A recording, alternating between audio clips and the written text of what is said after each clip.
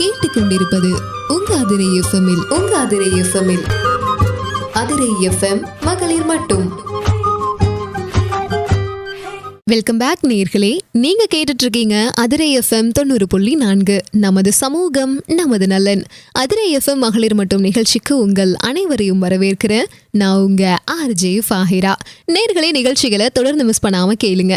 இன்னைக்கு நம்ம அதிரை எஃப்எம் மகளிர் மட்டும் நிகழ்ச்சி வழியா யாரு கலந்துக்க போறாங்க அப்படின்னு கேட்டீங்கன்னா, சௌமியா அவர்கள் தான் நம்ம கூட நிகழ்ச்சியில இணைந்திருக்காங்க.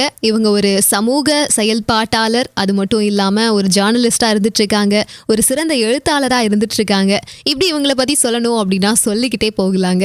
ஆனா இவங்களோட ஜேர்னி பத்தி இவங்களே சொன்னா எப்படி இருக்கும்? ஸோ அதுதான் இன்னைக்கு நம்ம கேட்டு தெரிஞ்சுக்க போறோம். ஸோ நிகழ்ச்சியில தொடர்ந்து இணைந்திருங்க, மிஸ் பண்ணாம கேளுங்க. நிகழ்ச்சிக்குள்ள போகலாம் வாங்க. வாழ்த்துக்கள் மேம். உங்களை பத்தி நம்ம நேயர்கள் கூட ஷேர் பண்ணிக்கோங்க. என் பேர் சௌமியா. முதல்ல இந்த நிகழ்ச்சியில என்னை பத்தி கேட்கணும் அப்படின்னு நினைச்சதுக்கு ரொம்ப ரொம்ப நன்றி.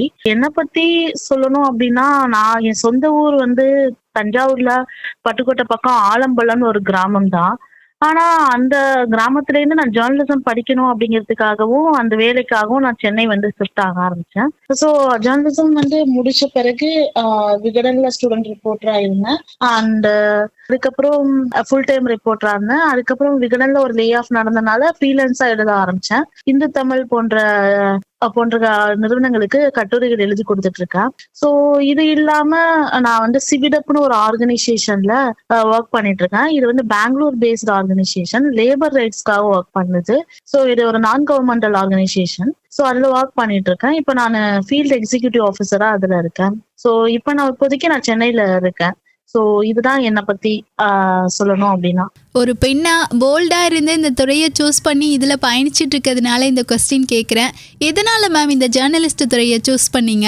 நான் சின்ன வயசுல இருந்து நிறைய வாசிக்கிற பழக்கம் உண்டு. நிறைய புக்கு படிப்பேன். அந்த இந்து தமிழ் தான் நான் வந்து படிக்கக்கூடிய நியூஸ் பேப்பர் நிறைய வாசிக்கும் போது அதுல வந்து ஒரே ஒரு ஓரத்துல வந்து இதழியல் அப்படின்னு ஒண்ணு எழுதிருந்துச்சு. அப்படி இதழியல்லாம் என்ன அப்படின்னு பார்க்கும்போது இது ஜேர்னலிசம். ஸோ அது வந்து நியூஸ் பேப்பர் இல்ல பிரிண்ட் மீடியா, அதுக்கப்புறம் டெலிவிஷன் மீடியா, இந்த மாதிரி இதுல எல்லாம் ஒர்க் பண்றதுக்கான ஒரு ஆப்பர்ச்சுனிட்டி அப்படிங்கிற மாதிரி சொன்னாங்க. அண்ட் அதை பார்த்தோன்னே எனக்கு நிறைய டிராவல் பண்ண பிடிக்கும். அதே மாதிரி மக்களோட இணைஞ்சு வேலை பார்க்கறதுக்கு ரொம்ப பிடிக்கும். மக்கள் கிட்ட போகாம எந்த கதையுமே வரப்போறது இல்லை. ஸோ நிறைய எக்ஸ்ப்ளோர் பண்ண பிடிக்கும், எழுத பிடிக்கும். அதனால நான் வந்து ஜேர்னலிசம் வந்து சூஸ் பண்ணேன். Super ma'am. சின்ன வயசுல இருந்தே எழுதுறது வாசிக்கிறதுனா ரொம்ப பிடிக்கும் அப்படிங்கிற ஒரு நோக்கத்தோடைய ஜேர்னலிஸ்ட் துறைக்குள்ள போய் இப்போ ரொம்ப நல்லாவே பண்ணிட்டு இருக்கீங்க அப்படின்னு சொல்லலாம். ஸோ எத்தனை வருஷமா இந்த துறையில இருந்துட்டு இருக்கீங்க? விகடன்ல பண்ணி ஒரு 2 years 3 years பேக் இருக்கும். அதுக்கப்புறம் விகடனை விட்டு வெளில வந்த பிறகு நான் ஃப்ரீலான்ஸா இன்னமும் எழுதிட்டு இருக்கேன். 3 years நான் இருக்கேன் ஃப்ரீலான்ஸா எழுதிட்டு இருக்கேன். நெருஞ்சிகள்னு ஒரு புக் எழுதியிருக்கேன். ஸோ அது வந்து தமிழகம் மட்டும் இல்லாம இந்தியா முழுக்க இருக்கக்கூடிய உமன் ஆக்டிவிஸ்ட் வெவ்வேறு இயக்கங்கள்ல வெவ்வேறு துறையில பணியாற்றி இருக்காங்க. மக்களுக்காக போராடக்கூடிய பெண்களை வந்து ஆவணப்படுத்திருக்கேன். ஸோ இப்ப இந்து தமிழுக்கு ஆர்டிக்கிள் பண்ணிட்டு இருக்கேன். ஸோ அதே மாதிரி மாற்றுன்னு ஒரு இதழ் இருக்கு, அதுக்கு ஆர்டிக்கிள் எழுதிட்டு இருக்கேன். ஸோ இந்த மாதிரி ஒரு 3 years நான் ஒர்க் பண்ணிட்டு இருக்கேன். இப்போ சொன்னீங்க இல்லையா 3 years நான் ஜேர்னலிஸ்டா இருந்துட்டு இருக்கேன் அப்படின்னு. ஸோ 3 years ஜேர்னலிஸ்ட் துறையில உங்களுடைய ஒர்க் என்னென்ன அப்படின்னு சொல்ல முடியுமா? ஏற்கனவே சொன்ன மாதிரிதான் இல்லாம நான் டிரான்ஸ்லேஷன் ஒண்ணு வந்து கான்ட்ரிபியூட் பண்ணிருக்கேன். தமிழ்நாடு இண்டஸ்ட்ரியல் கைடன்ஸ் ஓட முகங்கள் அப்படிங்கிற ஒரு புத்தகம் கொண்டு வந்தாங்க. அது அமைச்சர்களுக்கு எல்லாருக்கும் வந்து டிஸ்ட்ரிபியூட் பண்றது. அது வந்து காஃபி டேபிள் புக்குன்னு சொல்லுவாங்க. அந்த புக்குக்குள்ள நான் வந்து டிரான்ஸ்லேஷன் வந்து கான்ட்ரிபியூட் பண்ணிருக்கேன். இப்ப வந்து ஒரு டிரான்ஸ்லேஷன் போயிட்டு இருக்கு. இதெல்லாம் அதுக்கப்புறம் வங்காரி மாத்தாயின்னு சொல்லிட்டு ஒரு குழந்தைங்களுக்காக ஒரு புத்தகம் எழுதியிருக்கேன். இந்த டாக்குமெண்ட்ரிஸ் எல்லாம் நான் பண்ணியிருக்கோம். பாண்டர் லேபர் பத்தின டாக்குமெண்ட்ரிஸ், என்னன்னா பஞ்சாயத்து பிரசிடென்ட்ஸ் வந்து நிறைய டிஸ்கிரிமினேஷன் அனுபவிக்கிறாங்க. அதை பத்தினதெல்லாம் வந்து ஒரு டாக்குமெண்ட்ரி மாதிரி பண்ணியிருக்கோம். உங்களுடைய இந்த ஜேர்னி மூலமா நிறைய புக்ஸை டிரான்ஸ்லேட் பண்ணியிருக்கீங்க. அதே டைம்ல குழந்தைகளுக்காகவும் நிறைய புக்ஸ் எழுதிருக்கீங்க. ஸோ இந்த மாதிரி இன்னுமே நிறைய எக்ஸ்பீரியன்ஸ் இருந்திருக்கும் இல்லையா? ஸோ அந்த எக்ஸ்பீரியன்ஸை பத்தி இப்போ ஷேர் பண்ணுங்க. ப்ராப்பரான ஒரு மீடியா செட்டப்ல இருந்தது ஒரு 1.5 years 2 years தான் இருக்கும். அது ரொம்ப பேடான எக்ஸ்பீரியன்ஸ் தான். இன்னமும் வந்து மீடியா ஸ்பேஸ் வந்து பெண்களுக்கானதா மாற வேண்டிய தேவை அதிகமாவே இருக்கு. ஸோ எனக்கு வந்து ரொம்ப ஒரு சீனியர் உமன் ஜேர்னலிஸ்ட் என்கிட்ட சொன்ன விஷயம் என்ன அப்படின்னா, லைக் பொண்ணுங்களுக்கு எல்லாம் பாலிடிக்ஸ் எல்லாம் செட் ஆகாது, அந்த பொலிட்டிக்கல் பீட் செட் ஆகாது, அந்த மாதிரி சொல்லியிருக்காங்க. லைக் இன்னொன்னு பாத்தீங்கன்னா, நான் ஃபர்ஸ்ட் ஜேர்னலிசம் எடுக்க போறேன்னு சொல்லும் போதே என் ஸ்கூல் கரஸ்பாண்டன்ட் வந்து பொண்ணுங்களுக்கு எல்லாம் ஜேர்னலிசம் செட் ஆகாது அப்படிதான் சொன்னாங்க. சோ இதெல்லாமே வந்து ஒரு பெரிய மனதளவுல ஒரு தாக்கத்தை ஏற்படுத்தினுச்சு. ஒரு பேட் நெகட்டிவிட்டியை உருவாக்குனுச்சு. அதனுடைய தாக்கம் இன்ன வரையுமே இருந்துட்டு தான் இருக்கு.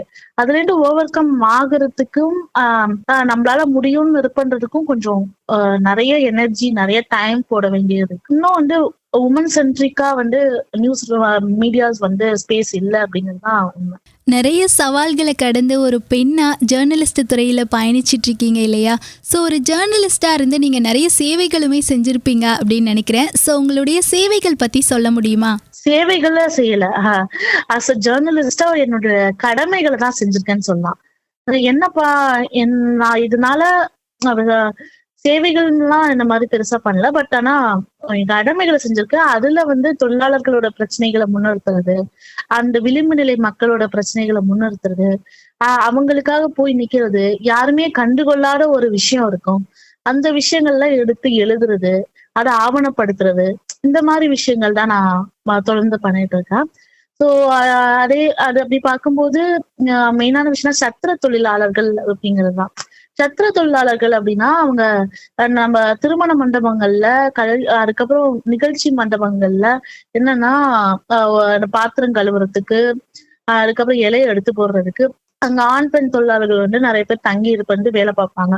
அவங்க வந்து ரொம்ப ரொம்ப ரொம்ப குறைவான எண்ணிக்கையில இருக்காங்க. அவங்க எந்த ஒரு யூனியனோடையோ ஏதோ ஒரு அமைப்போடையோ இல்லை. பட் அவங்களுக்கான அவங்கள வந்து நிறைய எக்ஸ்பிளாய்டேஷன் இருக்கு. சம்பளம் கிடைக்கிறதுலையா இருந்தாலும் சரி, செக்ஷுவலியா இருந்தாலும் சரி, ஒரு பேசிக் சானிடேஷன் ஃபெசிலிட்டிஸ் கூட கிடைக்காம இருக்கு. ஸோ இந்த விஷயங்கள்லாம் நம்ம வந்து ஆவணப்படுத்தியிருக்கோம், எழுதியிருக்கோம். ஸோ இது மாதிரி ஆன விஷயங்களை யாருமே கண்டுக்காம இருக்கக்கூடிய விஷயங்களை ஒரு சொசைட்டி முன்னாடி இந்த மாதிரி பிரச்சனை இருக்கு அப்படிங்கிறத காட்டுறதுக்கான முயற்சிகளை எடுத்திருக்கோம் தான் சொல்லலாம். ஒரு பெண்ணா இருந்து ரொம்ப போல்டா யாருமே கையில எடுத்து பண்ணாத ஒரு ஒர்க்கை நீங்க பண்ணிட்டு இருக்கீங்க அப்படின்னு சொல்லலாம். இப்போ உங்களுடைய இந்த ஜேர்னலிஸ்ட் துறையில சேவைகள்லாம் செஞ்சிருக்கீங்க இல்லையா? இந்த சேவையினால பயனடைஞ்சவங்க எத்தனை பேர்னு சொல்ல முடியுமா? டைரக்ட் இம்பாக்ட் வந்து எழுதியிருக்கோம். அதுக்கப்புறம் டைரக்டா உடனே ரிசல்ட் அப்படிங்கிற மாதிரிலாம். பட் ஆனா ஏதோ ஒரு விதத்துல நம்ம எழுத்து வந்து அந்த மக்களுக்காக இருக்கு அப்படிங்கறதே ஒரு விதமான மன திருப்தி அடிக்குது, ஒரு ஒரு சாட்டிஸ்பாக்சனை கொடுக்குது. ஸோ இந்த எழுத்து ஒவ்வொரு வாட்டியும் அவங்களோட பிரச்சனைகளை பேசுது, அவங்களுக்காக பேசுது. அப்படிங்கும் போது ஒரு வாழ்க்கையிலையும் ஒரு சாட்டிஸ்பாக்சன் வந்து ஏற்படுது.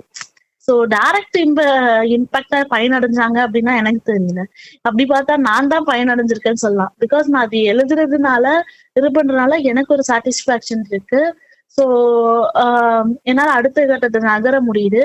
நம்ம வந்து ஒரு நல்ல விஷயம் தான் பண்றோம் அப்படிங்கிற ஒரு நம்பிக்கை எனக்குள்ள உருவாகுது. ஸோ அதுக்காகவாச்சும் நான் வந்து தொடர்ந்து விளிம்பு நிலை மக்களுடைய பிரச்சனைகளை எழுதணும் அப்படின்னு நினைக்கிறேன். ஸ்டார்டிங்லேயே சொன்னீங்க நிறைய பேட் கமெண்ட்ஸ், அதே மாதிரி நிறைய எதிர்ப்புகள், இன்னல்களை தாண்டி தான் நான் இந்த துறைக்குள்ள வந்து ரொம்ப நல்லா பண்ணிட்டுருக்கேன் அப்படின்னு சொன்னீங்க.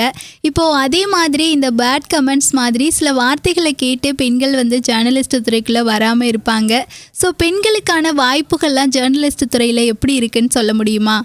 அது உண்மையை சொல்லணும்னா ரொம்ப ரொம்ப கம்மியாக தான் இருக்கு.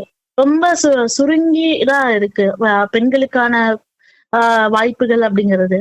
அதே மாதிரி அப்படி வரக்கூடிய பெண்களுக்கும் அப்படிங்கிறது ஒரு அங்கீகாரமோ ஒரு பாதுகாப்போ இந்த மாதிரி விஷயங்களை வந்து இல்லை. அதுக்காக வந்து ஜேர்னலிசம் பக்கமே வரக்கூடாதுன்னு யாரும் நினைக்க வேணாம்.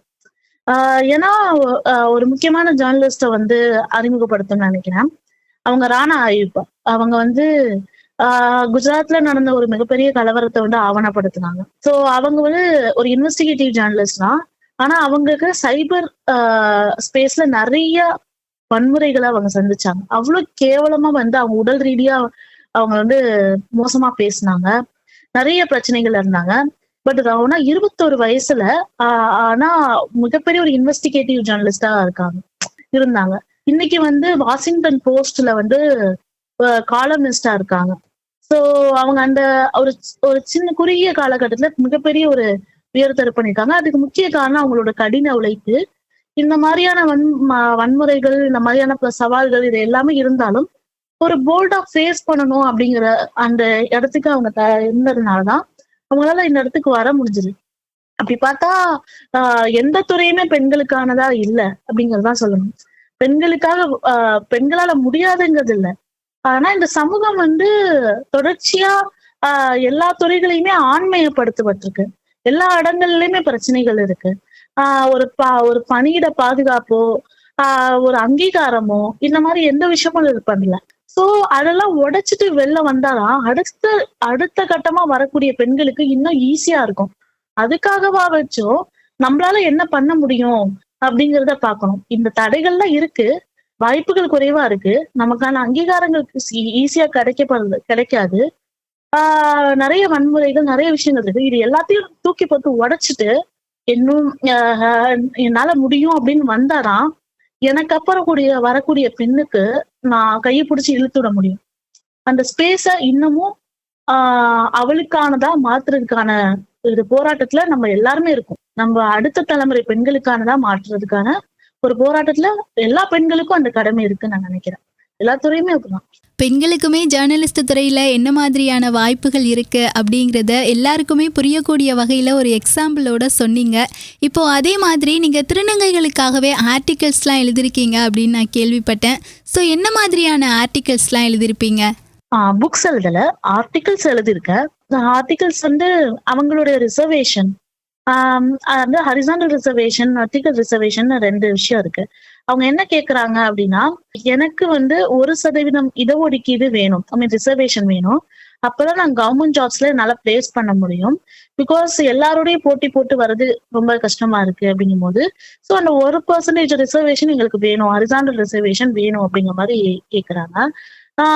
2வது விஷயம் என்ன அப்படின்னா, அவங்களுக்கான ஒர்க் ஸ்பேஸ் வந்து பாதுகாப்பானதா இருக்கா அப்படிங்கிறதுனா இல்ல. சோ அவங்களான அந்த ஒர்க் ஸ்பேஸ் இன்னும் அவங்கள இன்க்ளூசிவா ஆக்கணும் அப்படிங்கிற விஷயங்களுக்காக சில கட்டுரைகள் வந்து எடுத்து எழுதியிருக்கேன். இது வரைக்குமே உங்கள் ஜேர்னியை பற்றி நிறைய நல்ல விஷயங்கள் சொன்னீங்க. அதே மாதிரி இப்போ ஜேர்னலிஸ்ட் துறையை தவிர்த்து வேறு என்னெல்லாம் பண்ணிட்டு இருக்கீங்க? ஆக்சுவலி ஜேர்னலிசம் அப்படிங்கிறது இப்போ ஃப்ரீலான்ஸா போயிட்டு இருக்கு. ஸோ அது இல்லாம நான் வந்து சிவிடப்ல வந்து ஃபீல்டு எக்ஸிக்யூட்டிவ் ஆஃபீஸர். அதுதான் இப்போ என்னுடைய பொருளாதார தேவைகளை பூர்த்தி பண்ணுது. இது இல்லாம நான் வந்து யூத் ஆர்கனைசேஷன் டிஒய்எஃப்ஐ யூத் ஆர்கனைசேஷன்ல டிஸ்ட்ரிக்ட் கமிட்டி மெம்பரா இருக்கேன். ஸோ நான் அதுக்கப்புறம் ஏரியால யங்ஸ்டர்ஸோட ஒர்க் பண்ணிட்டு இருக்கோம். ஆனா இந்த 2 months வந்து எனக்கு கொஞ்சம் ஹெல்த் இஷ்யூஸ் இருக்கிறதுனால வந்து ஒரு கேப் எடுத்திருக்கேன். டிஒய்எஃப்ஐல பெருசா ஆக்டிவா இருக்க முடியல. ஸோ ஹெல்த் வந்து ஹெல்த் வந்து ரெக்கவர் ஆன பிறகு மறுபடியும் நான் அதுல ஆக்டிவா இருப்பேன். ஸ்டார்டிங்லேயே சொன்னீங்க, எழுதுறது வாசிக்கிறதுனா எனக்கு ரொம்ப பிடிக்கும், அதனாலேயே இந்த ஜேர்னலிஸ்ட் துறையை சூஸ் பண்ணேன் அப்படின்னு. அதே மாதிரி நிறைய புக்ஸ் எழுதியிருக்கேன், ஆர்டிகல்ஸ்லாம் எழுதியிருக்கேன் அப்படின்லாம் கூட சொன்னீங்க. ஸோ இதில் வந்து உங்களுக்கு நீங்கள் எழுதுனதில் உங்களுக்கு பிடிச்சதுன்னா எதை சொல்லுவீங்க? அன்பெய்ட் டொமஸ்டிக் கேர் ஒர்க்னு சொல்லிட்டு இந்து தமிழுக்கு ஒரு கட்டுரை எழுதினேன். அப்படின்னா வீட்டு வேலையும் வேலைதான். இது வந்து இந்த வேலை வந்து நிறைய வேலைகள் இருக்கு. துணி துவைக்கிறதுல இருந்து, பாத்திரம் வளர்க்கறதுல இருந்து, சமைக்கிறதுல இருந்து பெரும்பாலான வேலைகள் வந்து இருக்கு. ஆனா அந்த வேலைகளுக்கு இது ஒரு அங்கீகாரமோ ஒரு குறைந்தபட்ச கூலி கூட கொடுக்கப்படல. ஏன்னா இது வந்து கடமை, இது வந்து பெண்களோட கடமை, இது நம்ம குடும்பத்துக்கு தானே பண்றோம் அப்படின்னு அது பண்ணப்படுது. ஆனா இப்போ இப்ப வந்து ஐஎல்ஓ வந்து ஒரு 1 year பேக்ல வந்து ஒரு அறிக்கை வெளியிடுறாங்க. அதுல 64 நாடுகள்ல இருக்கக்கூடிய பெண்கள் ஒரு நாளைக்கு மட்டுமே 16 பில்லியன் மணி நேரம் வீட்டு வேலைக்காக மட்டுமே செலவிடுறாங்க. அப்ப அவங்களுக்கான ஸ்பேஸ் வந்து ரொம்ப குறைவாகுது. சோ அவங்களுக்கான உடல் ஆரோக்கியத்தை பாக்குறதாலும் சரி, மன மன ஆரோக்கியமாவும் உள்ளம் ஆரோக்கியமா இருக்கிறத பாக்குறதா இருந்தாலும் சரி, அதே மாதிரி அவங்களுக்கான நாலேஜை கெயின் பண்றதுல, அவங்களுக்கு பிடிச்ச விஷயங்கள்ல கவனம் செலுத்துறதுல, அவங்கள மேம்படுத்திக்கிறதுல, அந்த மாதிரி விஷயங்கள்ல அவங்களுக்கு பெரிய ஒரு டிராபேக்கா இருக்கு. வீட்டு வேலைங்கிறது ஒரு மிகப்பெரிய ஒரு எப்படி சொல்றது, அட்டைப்பூச்சி மாதிரி வந்து பெண்களை வந்து சூழ்ந்திருக்கு. சோ அந்த விஷயங்கள் வந்து அதை முன்னிறுத்தி எழுதியிருந்தேன். சோ இந்த வேலைகள் மட்டும் கடமைன்னு சொல்லி அவ்வளவு வேலைகள். ஒரு வேலையை எடுத்தா அடுத்த வேலை, அடுத்த வேலை, அடுத்த வேலை. அப்ப நாங்க எப்பதான் எனக்கான நேரம் இருக்க போகுது? எனக்கான ஆசைகளும் விருப்பங்களும் இருக்குல்ல. சோ அத ஒரு பெண் எப்ப செய்வா அப்படிங்கிறது இருக்குல்ல. சோ அத பத்தி நான் ஒரு கட்டுரை எழுதினேன்.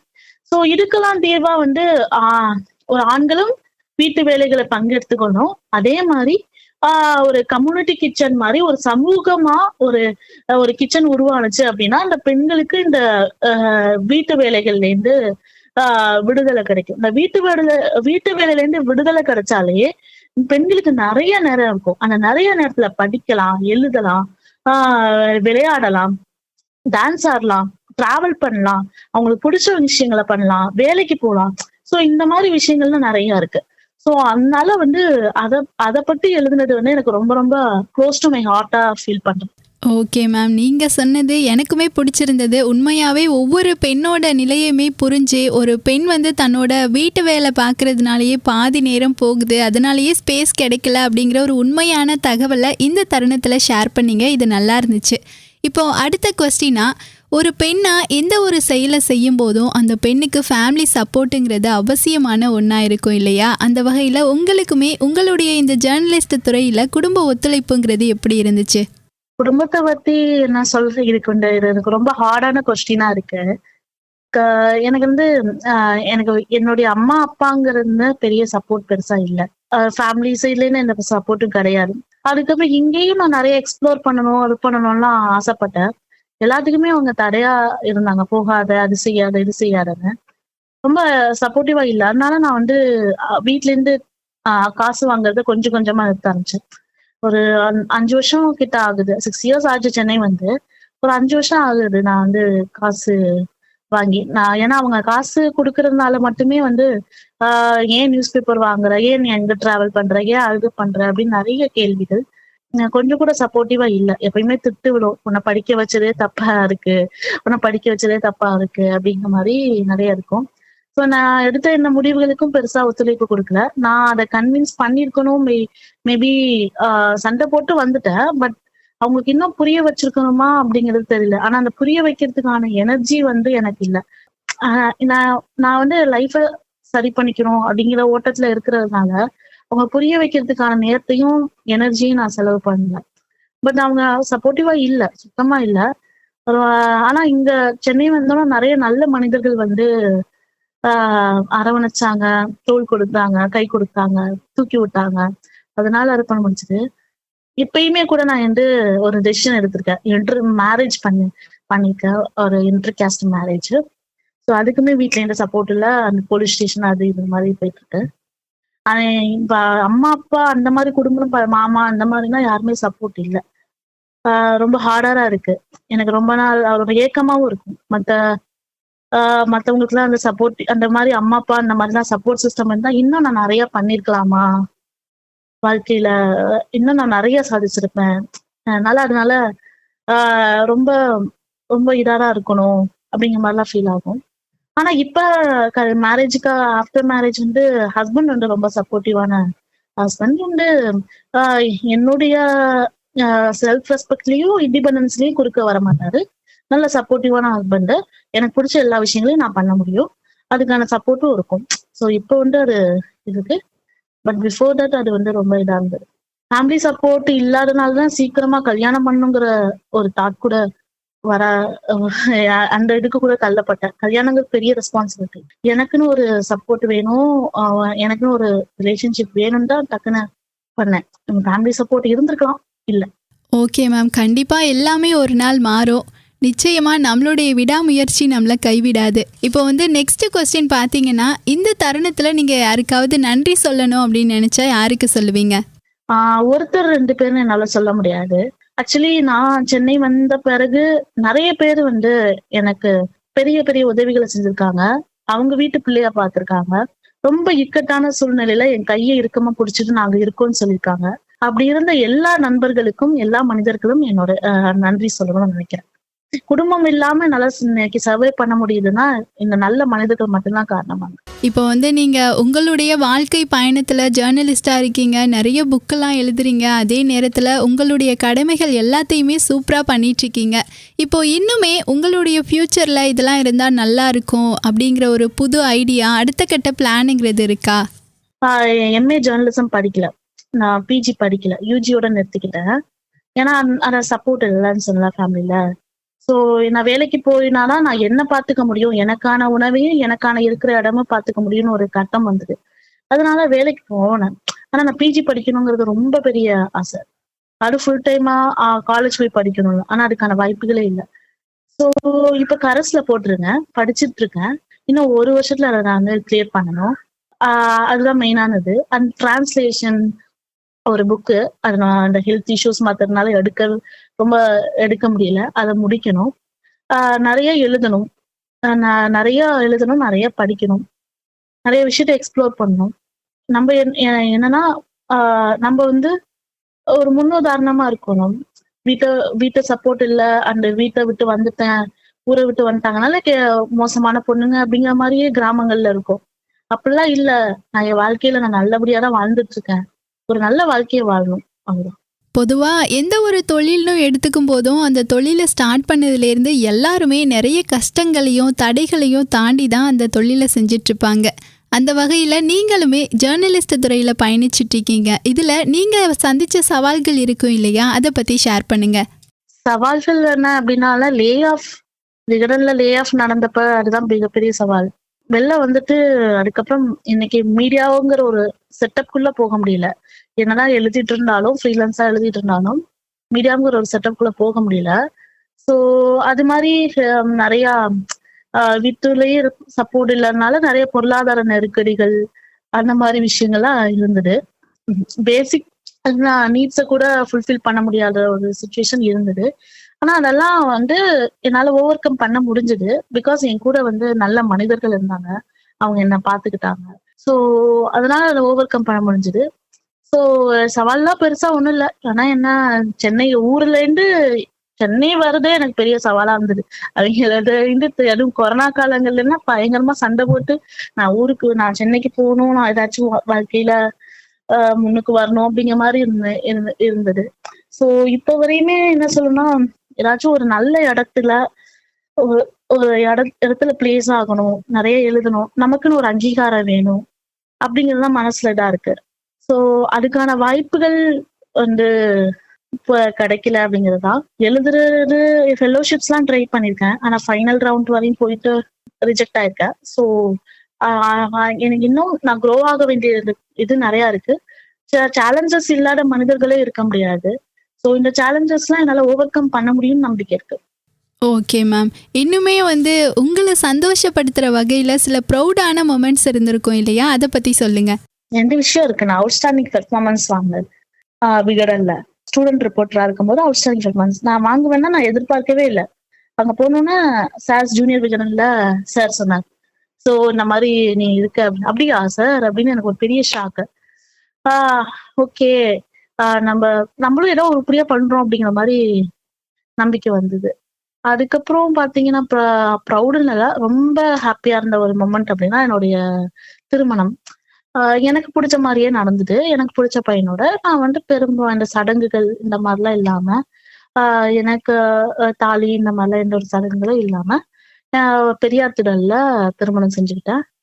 ஸோ எனக்கு பிடிச்ச பையன், என்னை சுத்தி எனக்கு பிடிச்ச மனிதர்கள். ஸோ அது எனக்கு ரொம்ப ரொம்ப ரொம்ப ரொம்ப மகிழ்ச்சிகரமான நாளா இருந்தது. ஏன்னா கொஞ்சம் கூட நான் தொலைக்கவே இல்லை அந்த நாள்ல. எல்லாரும் வந்து எனக்கு சிம்பிளான ஒரு ட்ரெஸ் சிம்பிளா இருந்தது. ஏன்னா எனக்கு அப்புறம் ஃப்ரீயா இருக்க முடியும், கம்ஃபர்டபுளா இருக்க முடியும். ஸோ அது ஒண்ணு. அந்த பெரியார் திடல் நடந்தது, அது ரொம்ப முக்கியமானது. அண்டு செல்வான ஒரு தோழர் வந்து கல்யாணத்தை நடத்தி வச்சாரு. அவரு கம்யூனிஸ்ட் கட்சியில இருக்காரு. ஸோ அவர் முன்னிலையில கல்யாணம் நடந்தது, அதுக்கு பிடிச்ச பையனை கல்யாணம் பண்ணது, பிடிச்சவங்க, இது வந்து ரொம்ப ஹாப்பியா இருந்தது. Okay ma'am. இப்போ வந்து நீங்கள் ஸ்டார்டிங்கில் சொன்னீங்க நிறைய இதழ்கள் பத்திரிகைகள்லாம் எழுதியிருக்கேன் அப்படின்னு. இப்போ வந்து நம்ம அதிரை எஃப்எம் மகளிர் மற்றும் நிகழ்ச்சியில் நேயர்களுமே இணைஞ்சு நம்மளுடைய பேட்டியை கேட்டுட்ருப்பாங்க. அவங்களுமே உங்களுடைய இதழ்கள் பத்திரிகைகளை வாங்கி படிக்கணும் அப்படின்னு நினச்சாங்கன்னா உங்களை எப்படி காண்டாக்ட் பண்ணுறது? மெயில் ஐடி சொல்றேன். மெயில் ஐடி வந்து சௌமி SOWMI 0693@gmail.com.